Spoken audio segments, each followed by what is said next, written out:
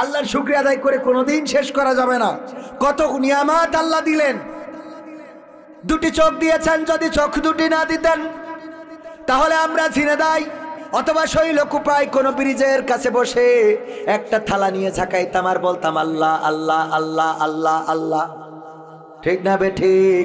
শুধু আল্লাহ আল্লাহ বলতে হতো, কারণ চোখ নাই, আমার কাজ করার ক্ষমতা নাই, দেখার ক্ষমতা নাই, থালা নিয়ে বসে থাকতে হতো।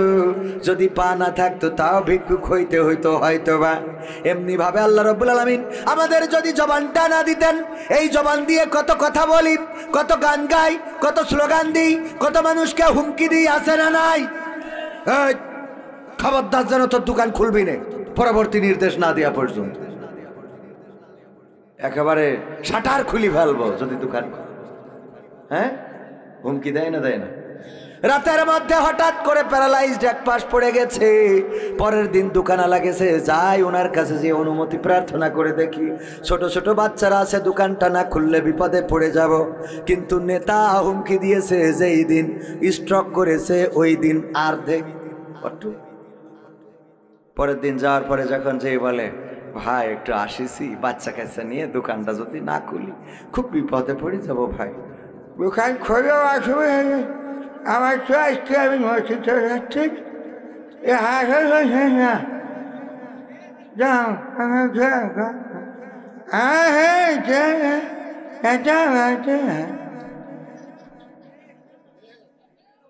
ঠিক তো? রাতের ধমক, সকালবেলায় চমক। কিসের অহংকার, কিসের বড়ায়? সভাপতি হবে, সভাপতি হয়েছে, এই নিয়ে মারামারি করে মারা গেলেন, পড়ে থাকলেন, এসে মাসি বসতেছে। কিসের ক্ষমতা আপনার? আপনার নাকের পরে যে এনে কোপ বসেছে ওই এনে মাসি এসে বসছে, ফাইন লাগ দিছে। ঠিক না বেঠিক? ও আরো লোকজনে ডেকে নিয়ে আসে, আয় পাইছি আজকে মাল একখান খাতি হবে। ঠিক না বেঠিক? লাভ কি? মারা গেলেন। অনেকদিন ধরে মুসা আলাইহিস সালামের জীবন শুনি না, একটু মুসা আলাইহিস সালামের জীবনী নিয়ে আলোচনা করবেন আজকে জুম্মার বয়ানে। মুসা আলাইহিস সালামের জীবন থেকে শুনতে চায়, কত কষ্ট করেছে দিনের জন্য, তুর পাহাড় পুড়ে গেছে, আল্লাহর সাথে কথা বলতো। এই কথাগুলো একটু শোনাবেন হুজুর, আপনার মুখের, আপনার কণ্ঠটা ভালো, আপনার মুখে যদি বয়ান করেন ভালো লাগবে। হুজুর আলোচনা করল কাকে নিয়ে? মুসা আলাইহিস সালামকে নিয়ে। নামাজ শেষে সভাপতি ডাক দিলেন, এই হুজুর এদিকে আসেন। আপনার বলেছি কি করলেন কি? আপনি কি বলেছেন? যা বলেছেন তাই তো, তাই করেছেন আপনি। হ্যাঁ, আপনাকে বললাম মুসা আলাইহিস সালামের জীবন নিয়ে আলোচনা করবেন, আর আমি দেখলাম আপনি ফেরাউনের জীবন নিয়ে পড়ে আছেন। ফেরাউনের, মুসা আলাইহিস সালামের জীবন নিয়ে আলোচনা করলে ফেরাউনের কথা তো অটোমেটিক চলে আসে। ইমাম সাহেব বলার পরে বলতেছে, আসুক, কোনো অসুবিধা নাই। আমার অসুবিধা হলো যখন আপনি ফেরাউনের কথা বলছিলেন তখন আমার দিকে তাকাচ্ছিলেন। তখন কি করছিলেন? আমার দিকে তাকাচ্ছিলেন। কারণটা কি হুজুর? আসলে হুজুর সব দিকে তাকাইছে, কিন্তু উনার মনের মধ্যে দোষ আছে না নাই? হাই রে সমাজ, এক কথা বললে আরেকজন গায়ে টেনে নিয়ে চলে যায়, যায় না? যায় না? চাঁদাবাজি বন্ধ করতে হবে, চাঁদাবাজি করা যাবে না। একদল খাবে আর একদল রেডি হয়ে আছে, অমনি ঘাড়ের পরে টেনে নেবে কেন? অথচ বিএনপি বাংলাদেশ জাতীয়তাবাদী দলের প্রধান যিনি বর্তমান সময়ে তারেক রহমান বলেছে, যদি কেউ চাঁদাবাজি করে তাকে ধরে নিয়ে আইনের হাতে সোপর্দ করেন। ঠিক না ঠিক? সুতরাং চাঁদাবাজিদের পক্ষে যারা কথা বলবে তারা বিএনপি হতে পারে না। এবার গায়ে পড়লে অসুবিধা। ঠিক না ঠিক? আমার কথা ভালো না লাগলেও হক কথা বলে। চাঁদাবাজ এটা কি কোনো দল সাপোর্ট করে? বিএনপি চাঁদাবাজি সাপোর্ট করে? জামাত ইসলাম করে? আসলে আমি বলেছি, আমাদের এক নেতা বলতেছে যে এই চাঁদাবাজি বলতে আসলে কি বুঝাইছে, যে একদল খাওয়ার জন্য রেডি হয়ে আছে। আমি বললাম তো জামাত ইসলামের কথা বলেছি, আমরা বুঝি না, আমাকে পাগল বুঝাও। আসলে চাঁদাবাজের কোনো দল নাই, সন্ত্রাসীদের কোনো দল নাই। বেগম জিয়াই তো র্যাবেনে ক্রস ফায়ার চালু করেছিল, বলেন ঠিক না বেটে? কারণ সন্ত্রাসীদের কোনো দল থাকতে, চাঁদাবাজদের কোনো দল থাকতে পারে না। যারা ক্ষমতা হারিয়েছেন আর যারা ক্ষমতা পেয়েছেন, যদি মনে করেন জামাত ইসলাম, ডাক্তার শফিকুর রহমান যদি মনে করে থাকে অনেক বড় পাওয়ার পেয়ে গেছি, না পায় নাই, আল্লাহ এই পাওয়ার থেকে আবার এই চেয়ার থেকে বঞ্চিত করতে পারে না, পারে না? হ্যাঁ, এখন জনসভা করতে পারেন বলে মনে করলে হবে না যে সব পেয়ে গেছে, এত সোজা না। আমি আসার আগে অনেক কাকুতি মিনতি করি, মানুষ দাওয়াত নেয়, নেওয়ার পরে কয় হুজুর একটু কুরআন হাদিস থেকে কি বল, যেন কোনো এইদিকে ওইদিকে না যায়। আসলে তো এইদিকে ওইদিকে যাবে না, কোনোভাবে যাবে না। আপনি ভালো করে শুনবেন, একটা কথাও দেখবেন যে এদিকে ওদিকে যায়নি। কিন্তু আপনার যদি মনের মধ্যে দোষ থাকে তাইলে তো আমি ঠিক করতে পারবো না। পারবো? আমি কি করি এটা জেনেই তো আপনারা দাওয়াত দেন, ঠিক না বে ঠিক? আমার বক্তব্য হলো মুসলমানে মুসলমানে দ্বন্দ্ব করা চলবে না, সীসা ঢালা প্রাচীর হবে কখনো তা টলবে না, ঠিক না বে ঠিক? মুসলমানে মুসলমানে দ্বন্দ্ব করা চলবে না, সীসা ঢালা প্রাচীর হবে কখনো তা টলবে না। মুসলমানে মুসলমানে দ্বন্দ্ব করা চলবে না, সীসা ঢালা প্রাচীর হবে কখনো তা টলবে না। তবেই শান্তি পাবে, অশান্তি দূর হবে, তবেই শান্তি পাবে, অশান্তি দূর হবে।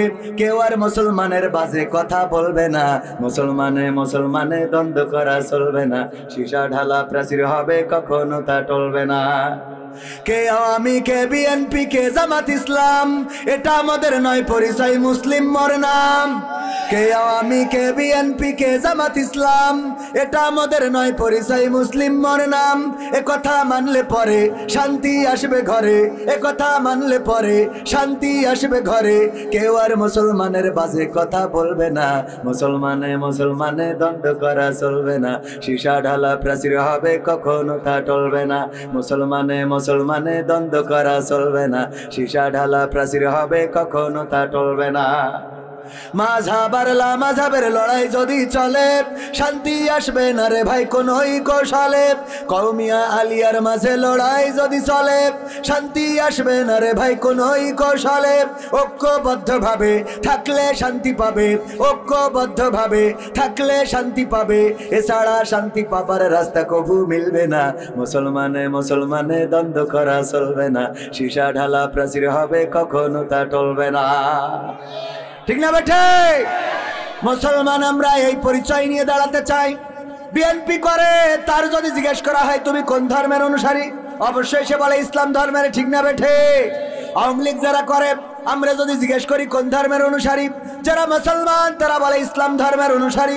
জামাত ইসলাম, হেফাজতে ইসলাম, তাবলিগি ইসলাম, আমলিগি ইসলাম যা আছে, যারা মুসলমান, যদি মুসলমান আমরা কোরআনকে আঁকড়ে ধরে আল্লাহ ও তার রাসূলের পথ আঁকড়ে ধরে থাকি, তাহলে আমাদের কেউ বিচ্ছিন্ন করতে পারবে, আমাদের কেউ ক্ষতি করতে পারবে। কিন্তু আমরা কোরআন আঁকড়ে ধরি নাই, আমরা রাসূলের পথ আঁকড়ে ধরি নাই, আমরা আল্লাহর দেওয়া জীবন বিধান মানতে পারি নাই। এই জন্য আমাদের মধ্যে গুতাগুতি কুপাকুপি আছে না নাই? এই গুতাগুতি কুপাকুপি থেকে সরে আসতে হবে, কোরআনকে আঁকড়ে ধরে। হ্যাঁ, আজকেও হয় আছে। আমি আসার পরে শুনেছি যে এখানে আজকেও শৈল কুপা দেও কো, হ্যাঁ, কুপা কুপি হবে, ঠিক না বে ঠিক? এটা হতে হবে, কারণ তা না হলে তো নামের প্রতি সুবিচার হইল না। হ্যাঁ, এই এই জায়গা থেকে আমাদের সরে আসতে হবে। আমরা ছোটখাটো বিষয়ে, আমি একজনের লেকচার শুনেছিলাম, রাগ এটা কি? বললো রাগ আসলে এটা কিছুই না, এটা আমরা তৈরি করি, আমরা বানাই। এটা কি করি? কেমন? বলতেছে যৌবনকালে যদি কেউ ধাক্কা খাইতো, ঘুরে দাঁড়াই বলতাম ওই ধাক্কা দিলি কেন? আর এখন বয়স হয়ে গেছে, কেউ ধাক্কা দিলে সরি হয়ে গেল, আপনি সরি বললেন হয়ে গেল, আর কিচ্ছু না, ঝামেলা। কিন্তু আপনি ঘুরে দাঁড়ায়, চোখে দেখো না, ধাক্কা দাও, মানুষ জানো না, আমি খোঁজদারের লোক, জানো তুমি 16 বছর ধরে নির্যাতিত ছিলাম। হ্যাঁ, এই শুরু হয়ে গেল। এই তুই 16 বছর ধরে নির্যাতিত ছিলি, আমি তো 18 বছর ধরে। তোর নামে মামলা কটা? 32টা, আমার নামে 36টা। নাও শুরু করো কুপাকুপি, ঠিক না বে ঠিক? বরং বলার দরকার ছিল তোর নামে 32টা বানানো, তা ভাই ভাই বুকি আয়, আমরা দুইজন তো ভাইরা ভাই, ঠিক না বে ঠিক? মিটে গেল, সহজ। আমরা রাগারাগি করি, আমরা হ্যাঁ অমুক এই কথা বলেছে, ওই কথা বলেছে, ও কেন বলবে, ওরা কারা, কোত্থেকে আসে ওরা, ঠিক না বে ঠিক? এই ওরা কারা কোত্থেকে আসে ওরা এগুলোর কোনো দরকার নেই। ক্ষমতা ছেড়ে দিয়েছেন, ক্ষমতা পেয়েছেন, ধরে থাকেন, আপনার কাজ আপনি করেন। ক্ষমতা ছেড়ে দিয়েছেন, চেয়ার ছেড়ে দেন, অসুবিধা নেই, কোনো অসুবিধা নেই। মারামারি কাটাকাটি কিছুই হবে না। বরং যাদের অভিজ্ঞতা আছে তাদের আরো সামনে এনে বলতে হবে, কি করি, মেট্রো রেল বানাইছিলে, পদ্মা সেতু বানাইছিলে, আমাদের শিখাই দাও, আমরা একটু কপোতাক্ষের পরে আর একটা পদ্মা সেতু বানাবো, ঠিক না ভাই ঠিক? ওদের বুদ্ধি কাজে লাগানোর দরকার আছে না নাই? আমরা সেটা না করে আমরা খালি নাও কুপাকুপি, ওরে কথা বলতে দেবো না, এরে মারো, ওরে ধরো, ওরে কাটো, এরে গ্রামে উঠতে দিও না, এরে কথা বলতে দিও না। আর আন্তর্জাতিক ষড়যন্ত্র তো আছে না নাই? দাদারা তো খালি কাটি করার পরে যে কি করলে এই দেশে অশান্তির দাবান হলে দেশকে জ্বালানো যায়। আমরা কোন ষড়যন্ত্রের ফাঁদে পা দেব না, কারণ অনেক রক্ত খরণ করে, অনেক রক্ত ঝরিয়ে কথা বলার স্বাধীনতা ফিরিয়ে এনেছি। সুতরাং এই স্বাধীনতাকে আমরা আর চূর্ণ বিচূর্ণ হতে দেব। রাজি আছেন আপনারা? এর জন্য ঐক্যবদ্ধ হতে হবে। আজকেও দেখলাম কিশোরগঞ্জে, কোন গঞ্জে? কিশোরগঞ্জে বিএনপির ইউনিয়ন সভাপতিকে কুপিয়ে মেরে ফেলেছে, 5 জন আহত। আমার চেয়ারম্যান সাহেব আছেন সাবেক, উনি বিএনপির নেতা, উনিও জানার কথা। সভাপতি নির্বাচন হয়েছে, এক দল আর এক দলকে মানে না, এই নিয়ে কুপাকুপি। আস্তে আস্তে মারা গেল, আজ যে সভাপতি হলো, এর মেরিয়ে ওই সভাপতি কি শান্তিতে থাকবে? আবার যে মরি গেল সে তো নেটওয়ার্কের বাইরে চলে গেল, তাহলে কুপাকুপি করে লাভ কি হলো? এই দুনিয়ার এই বাড়াবাড়ি কোনো দরকার আছে? এই জিনিসগুলো কি করে বুঝাবো? আমি তো রাস্তা খুঁজে পাই, এত মানে টেনশন মাথার পরে যে চুলে এনে চান্দি পড়ে যাচ্ছে, কি করে ঠিক করব?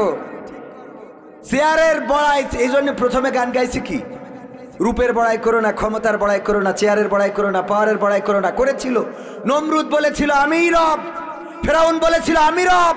এখনকার যারা নেতা তারা তো রব বলে না, তারা বলে 1941 সাল, 2041 সাল পর্যন্ত থাকবে, ঠিক না বে ঠিক? ওরা বলে কত সাল পর্যন্ত? 16 বছর তো হয়েই গেল, ঠিক না বে ঠিক? ওরা বলে 16 বছর তো হয়েই গেল, আর অল্প আর কিছুদিন থাকবো। আর আগের সময় যারা ছিল ওরা 16 বছর 32 বছর না, ওরা ডাইরেক্ট বলেছিল আমি আল্লাহ। নাউজুবিল্লাহ বলবেন না? ফেরাউন বলল আমি রব, আমাকে মেনে নাও। আসিয়া আমার স্ত্রী, তুমি আমাকে রব বলে স্বীকার করে নাও।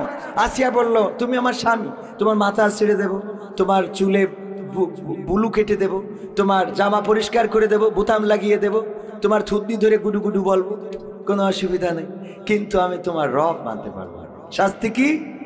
সন্তানদের চোখের সামনে সব জ্বালিয়ে ছারখার করে দিল, কাঠে ব্রেক পুতলো, তারপরে সেই ব্রেকের উপরে শুইয়ে দিল আসিয়া আলাইহিস সালাম। এরপরেও ফেরাউনের পরে ঈমান আনা তো দূরের কথা, রব বলে স্বীকার করেছে?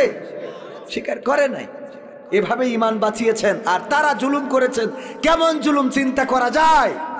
রাষ্ট্রীয়ভাবে আগুন জ্বালিয়েছে, ইব্রাহিমকে পোড়াবে তাই রাষ্ট্রীয়ভাবে আগুন জ্বালানো হলো। সেই আগুনের কাছে নমরুদও যাইতে পারেন, আবার ওর নাকি রব। আগুন রে, আগুনের মধ্যে যখন ফেললো, আগুন পুড়াইলো ইব্রাহিম রে? পোড়াই না। ইব্রাহিম আলাইহিস সালাম যখন পড়ে না, তখন ফেরাউন বলতেছে 16 বছর ধরে এই ডিজিএফআই দিখায়, এনএসআই, বিডিবি, র্যাব, বিজিবি, তারপরে ভারত থেকে আসা বিএসএফ, আরো যারা ছিল সব দেখি বলতেছে 16 বছর ধরে তোমাদের খাওয়ালাম, এখন কি করো? ঠিক না বে ঠিক? কাজ হয় না। মানে ওই সময় আপনারা আবার এটা রাজনীতিতে নিয়ে নেন, এটা বোঝানোর জন্য বলছি। মানে ওই সময় আগুনকে বলতেছে আগুন, এতটা কষ্ট করে তোমারে জ্বালালাম, তোমার মধ্যে যত গাছ আছে কেটে ফেললাম, তোমার মধ্যে যত গ্রাসিন, তোমার মধ্যে ডিজেল ঢাললাম, এত বড় আগুন করলাম, সেই আগুনের মধ্যে আমার শত্রু ইব্রাহিমকে ফেলালাম, এখন কেন তুমি পোড়াইতে পারো না?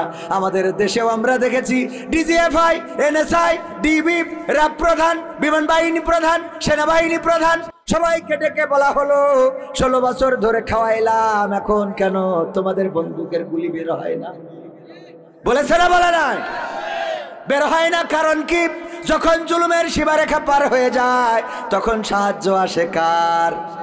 আবার যারা এখন আছেন যদি জুলুম করে তারাও চেয়ার ধরে থাকতে পারবে? পারবে? পারবে না। আমি বলেছি যারা তাহাজ্জুদ পড়ে ক্ষমতায় গিয়েছিল তারা যেহেতু চেয়ার রাখতে পারে না, আর এখন যারা আছে তারা তো নামাজই পড়ে না। কথা কয় না। টেনশনের কিছু নাই তো।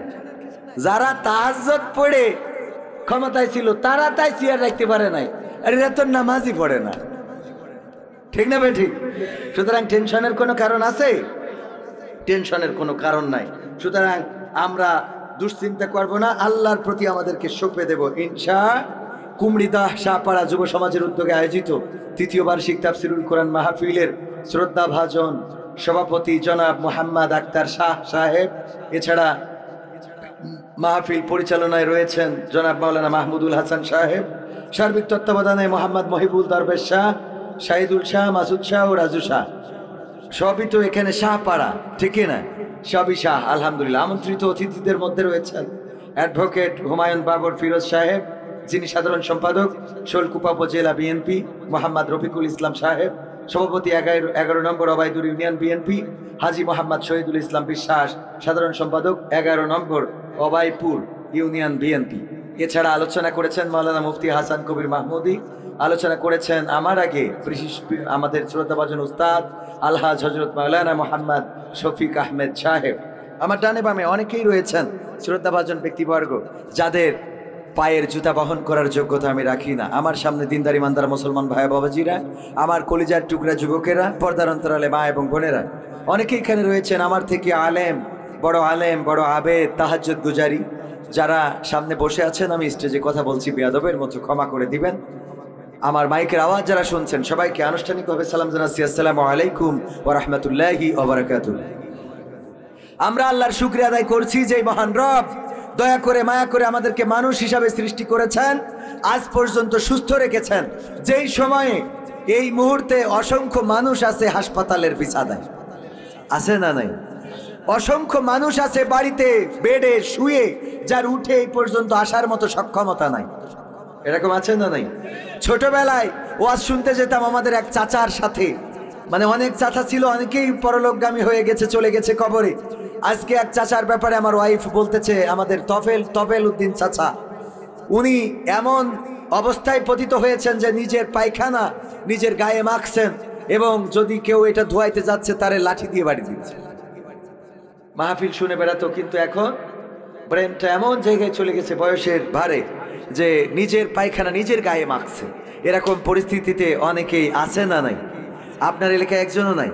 আপনার এলাকায়ও থাকতে পারে, যারা একসময় কোরআনের মাহফিল শুনে বেরিয়েছে, সারা দেশে দাপিয়ে বেরিয়েছে, দোকানে আড্ডা দিয়েছে, মিছিল করেছে, মিটিং করেছে, চিল্লায়েছে। আজকে তার কোনো ক্ষমতা নাই, শুধুমাত্র একটা বিছানায় পড়ে থাকা, খাওয়া পাইলে খায়, না পাইলে খায় না, এই অবস্থায় আছে না নাই? যে আল্লাহ আমাদের ওই অবস্থা থেকে অন্তত মুক্ত রেখেছেন, সুস্থ রেখেছেন, এখানে আসার তৌফিক দান করেছেন, সেই রবের শুকরিয়া আদায় করে বলছি আলহামদুলিল্লাহ। আল্লাহর শুকরিয়া আদায় করে কোনোদিন শেষ করা যাবে না। কত নিয়ামত আল্লাহ দিলেন। দুটি চোখ দিয়েছেন, যদি চোখ দুটি না দিতেন তাহলে আমরা ঝিনেদাই অথবা শৈলকুপায় কোনো ব্রিজের কাছে বসে একটা থালা নিয়ে ঝাঁকাইতাম আর বলতাম আল্লাহ আল্লাহ আল্লাহ আল্লাহ আল্লাহ। ঠিক না বে ঠিক? শুধু আল্লাহ আল্লাহ বলতে হতো, কারণ চোখ নাই, আমার কাজ করার ক্ষমতা নাই, দেখার ক্ষমতা নাই, থালা নিয়ে বসে থাকতে হতো। যদি পা না থাকতো তাও ভিক্ষুক হইতে হইতো হয়তো বা। এমনি ভাবে আল্লাহ রাব্বুল আলামিন আমাদের যদি জবানটা না দিতেন, এই জবান দিয়ে কত কথা বলি, কত গান গাই, কত স্লোগান দিই, কত মানুষকে হুমকি দিই, আছে না নাই? এই খবরদার যেন তোর দোকান খুলবি না পরবর্তী নির্দেশ না দেওয়া পর্যন্ত।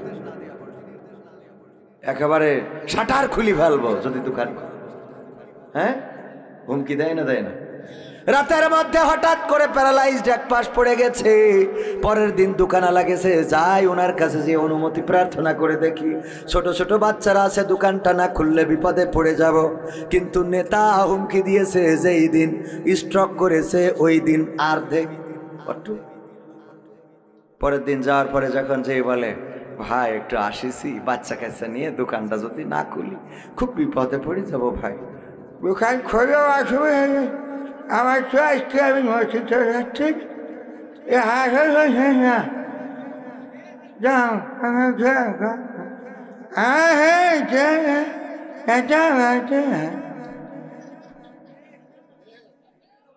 ঠিক তো? রাতের ধমক, সকালবেলায় চমক। কিসের অহংকার, কিসের বড়ায়? সভাপতি হবে, সভাপতি হয়েছে, এই নিয়ে মারামারি করে মারা গেলেন, পড়ে থাকলেন, এসে মাসি বসতেছে। কিসের ক্ষমতা আপনার?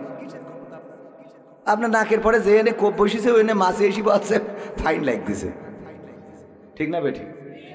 ও আরো লোকজনে ডেকে নিয়ে আসে, আয় পাইছি আজকে মাল একখান খাতি হবে। ঠিক না বেঠিক? লাভ কি? মারা গেলেন। আহা, বুঝি না কেন? এগুলো বুঝলে দুনিয়াটা সুন্দর হয়ে যেত। আল্লাহ রাসূল সাল্লাল্লাহু আলাইহি সাল্লাম বললেন, যখন তোমাদের খুব বেশি হাসি পায় তখন তোমরা কবরের কাছে যাও। ওখানে গেলে তোমাদের মনে হবে যে আমাদের হাসি, উল্লাস, তামাশা কোথায়?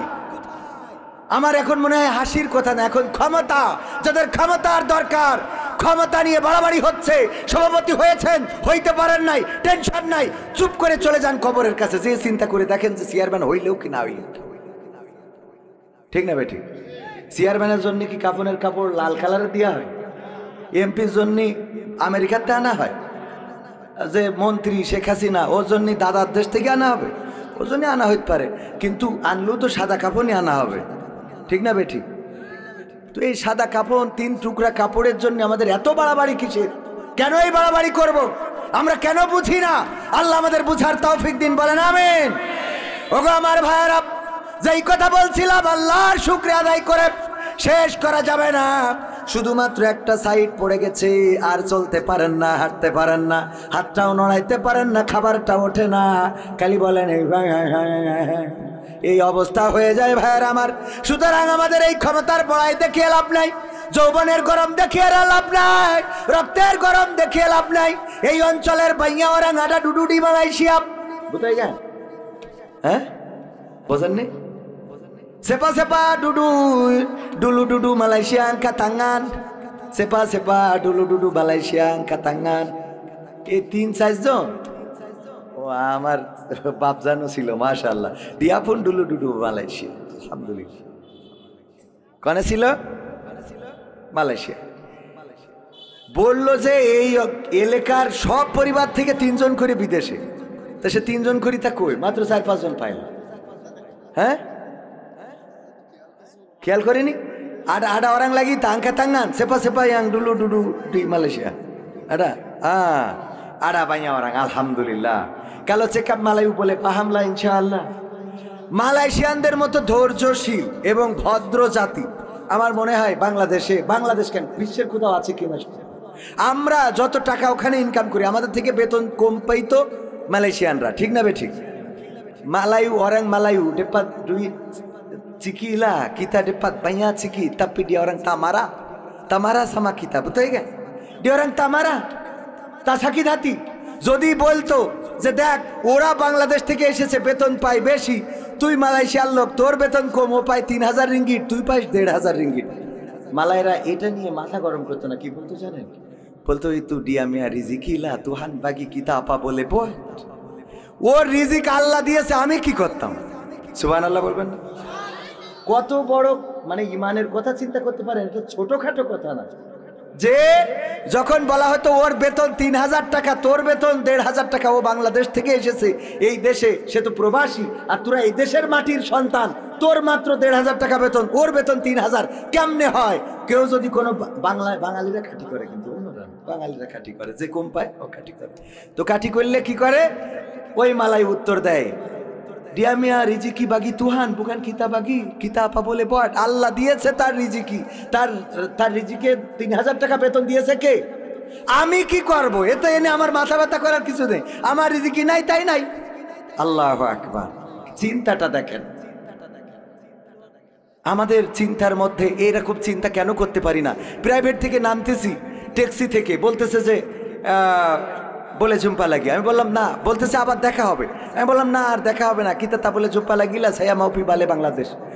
কয় তাপালা ইউপি বালে বাংলাদেশ, কিতা বলে ঝুম্পা লাগি, আমি বাংলাদেশে চলে যাব, তোর সাথে দেখা হবে না। বলতেছে দেখা হবে তোর সাথে। আমি বললাম মাছা মানা বলে ঝুম্পা সায়ামা উপি বাংলাদেশ লা, কিভাবে দেখা হবে, আমি বাংলাদেশে চলে যাব। কয় ইউ বুকান মুসলিম, তুই কি মুসলমান না? ইয়া আল্লাহ সায়া মুসলিম। কালো ইউ মুসলিম কিতাব লেপ্পাস মাটি ডালাম সুরগা বলে ঝুম্পা আলা। সুবহানাল্লাহ, যদি তুই মুসলমান হোস তোর সাথে আমার জান্নাতে দেখা হবে। আল্লাহু আকবার। ইমানটা কি চিন্তা করা যায়? কালো ইউ মুসলিম লেপাস মাটি কিতাব বলে ঝুম্পা ডালাম সুরগা, তুই যদি মুসলমান হোস মরার পরে তোর সাথে জান্নাতে আমার দেখা হবে। কত বড় আত্মবিশ্বাস। কোন রেস্টুরেন্টে খাইতে গেলে যেই দোকানে ভিড় কম সেই দোকানে যেত। আমি জিজ্ঞেস করতাম, এই ওই দোকানে ভিড় বেশি, মনে হয় ওই দোকানের রান্নাটা ভালো, কিতা জুম্পি মাখান ছানা, আমরা ওখানে যেয়ে খাই। তা পায়ালা ইনি ওরাংপুন আডা ফ্যামিলি লা kita tada dapat customer kita bili dia boleh untuk sikila ওর কাস্টমার নেই, আমরা যাই কিছু কেনাকাটা করি, তার ফ্যামিলির জন্য উপকার হবে। আল্লাহু আকবার। আদর্শ শিখতে হয়। নামাজের জন্য তড়িঘড়ি করতে দেখি নাই, কোনো মালায়ু মুসলমানকে দেখি নাই নামাজের জন্য তড়িঘড়ি করতে। সুন্দর করে যেয়ে উজু করবে, নামাজ পড়বে, একেবারে রুকুর জায়গায় রুকু, সিজদার জায়গায় সিজদা। সাক্ষী যারা এখানে মালয়েশিয়ায় ছিলেন আর আমার বাংলাদেশে মসজিদে যায় জুতা একটা পরে পাকিস্তান একটা হিন্দুস্তান, এত দ্রুত জুতা উজু করে, কানুই ভেজে না, টাকনু ভেজে না। সত্যি বলছি তো সভাপতি সাহেব? আহা, অথচ তারা উজু নামাজে দাঁড়াবে, একেবারে গাড়িটা পার্কিং করবে, রিল্যাক্স। ওদের বড় বড় দাড়ি নেই, বড় বড় টুপি নেই, বড় বড় জুব্বা নেই, বড় বড় শায়েখ না, বড় বড় উস্তাদ না, শার্ট পরা প্যান্ট পরা, কিন্তু তাদের কোরআন তেলাওয়াত শুনলে মনে হবে মক্কার আব্দুস সুদাইস পবিত্র কালাম থেকে তেলাওয়াত করতেছে। আল্লাহ, যদি মিথ্যা বলি যারা মালয়েশিয়ায় ছিল তারা জানে তাদের তেলাওয়াত। আর আমাদের, আমি হুজুর মানুষ, আমার তেলাওয়াত শুনে আমারই লজ্জা। হুজুর সেজে বসে আছে, দাড়ি রাখিছে, জুব্বা লাগাইছে, ওরে বাপ, বিড়াল। ঠিক না বে ঠিক? খাও পরের বাড়ি আর টাকা নেও হাজার হাজার। আমাদের পরিবর্তন দরকার আছে না নাই? প্রতিটা মানুষকে একবার করে বিদেশে যাওয়া দরকার। মালয়েশিয়া হোক, ইন্দোনেশিয়া হোক, সিঙ্গাপুর হোক, মালদ্বীপস হোক, শ্রীলঙ্কা হোক, অন্য দেশে যাওয়া দরকার ভারত বাদে। কারণ আমরা তো তাও পায়খানা ঘরে হাগি, ওরা তো ডাইরেক্ট বাগানে হাগি। ওইনে যে এসে আবার দেখা যাচ্ছে বাঁশ বাগান বুঝাইতে হবে। ভারত বাদে বিশ্বের অন্য দেশ, ভারত তো বিদেশ, বুঝলেননি?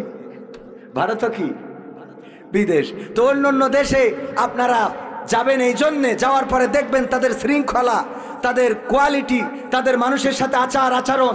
আপনি ধাক্কা দিয়েছেন, উনি উল্টো বলে সরি লাভান সায়ামিন তা মাপ, বুতল। হ্যাঁ, ধাক্কা দিয়েছেন আপনি, মাপ চাইলো কে? যার সাথে ধাক্কা লেগেছে, কারণ ও চিন্তা করে আমার ভুল হয়েছে, তা না হলে ধাক্কাটা লাগলো কেন? আমার ভুল না হইলে ধাক্কাটা লাগলো কেন? ওই ঘুরে বলে যে সরি লা মিনতা মাফ আবান মিনতা মাফ, আমি মাপ চাচ্ছি, আমি সরি বলছি, আমার ভুল হয়েছে, আমার ভুল হয়েছে। চিন্তা করা যায়? এগুলো তো আমার ভাইয়েরা এসে বলে না। আমি আজকে সুযোগ পাইছি, যেহেতু এই অঞ্চলটার মানুষ বেশি মালয়েশিয়ায় থাকে, কিছু কথা আপনাদের সামনে বলে দিলাম। এই কথাগুলো কাজের সাথে মিল রাখবেন, দেশটা সুন্দর হয়ে যাবে। কোথাও কোনো ময়লা নাই, ডাস্টবিনে ছাড়া কেউ ময়লা ফেলে না, সবাই পরিচ্ছন্ন, সবাই কোরআন তেলাওয়াত করে, কোরআন পড়ে, নামাজ পড়ে, হজ করে, যাকাত দেয়, শৃঙ্খলা মেনে চলে। 10 বছর বয়স পর্যন্ত যদি কেউ কোরআন হাদিস যথাযথভাবে নামাজের নিয়ম কানুন না শিখতে পারে, ওই দেশের নাগরিকত্বই দেবে। চিন্তা করা যায়? ওই দেশের নাগরিকত্ব পাবেন না যদি আপনি ইসলামের বেসিক কাজগুলো আপনি না পারেন। ইসলামের বেসিক কাজ বাধ্যতামূলক আপনার জন্য।